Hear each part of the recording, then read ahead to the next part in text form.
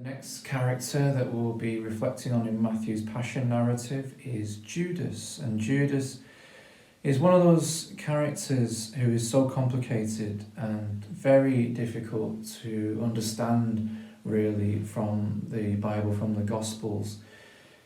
Because if you imagine the pressures that are on him, his intentions always seem very good. He wants to believe that Jesus is the Messiah, but his idea of what the Messiah is maybe isn't what Jesus truly is.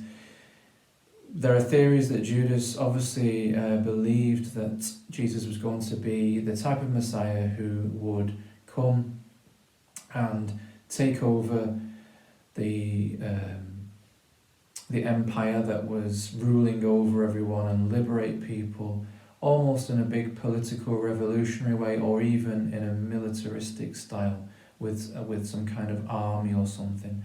And so you can see him getting a little bit disillusioned with the words that Jesus is saying, where Jesus is saying he's got to die and suffer for everybody.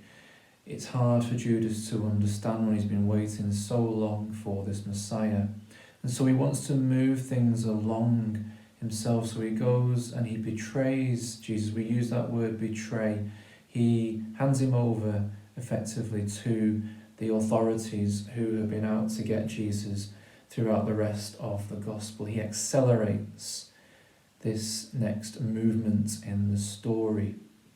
And he still can't believe he's going to betray Jesus, because he says, "Not I, surely." He still doesn't think what he's doing is a betrayal. And then he even greets him with a kiss as well.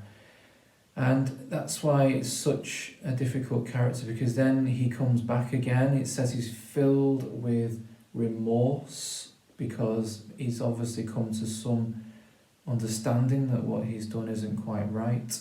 And he wants to give those 30 pieces of silver back, but the authorities won't take that money back.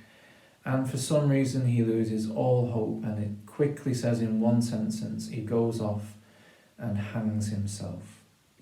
Now that's something that is very difficult to explain.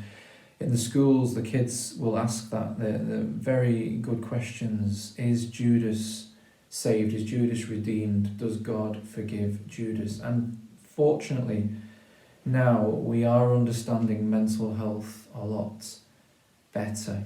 We still have many strides to make in that field, but in terms of the character of Judas and people who do commit suicide, we now understand, hopefully, that people are not quite themselves. They're not in their right mind, so to speak, if they are able to do that. We know that the natural human instinct is to preserve life. Just think if you were drowning in an ocean, your natural instinct is to try and stay alive. So we now, as a church as well, have finally come to realise that we trust in God's mercy with all victims of suicide, and that goes for Judas as well. So Judas, in this account, can stand for those people who are struggling with mental health, struggling to keep their faith in God, who are losing hope, who are despairing,